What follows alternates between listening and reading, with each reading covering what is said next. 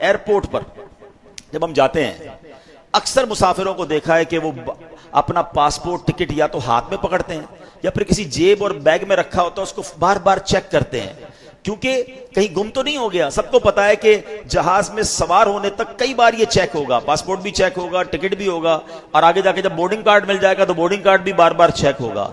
गलती से कहीं गुम हो गया तो ऐसा ना हो हम फ्लाइट में सवार होने से रह जाएं। ऐसा ही होता है ना।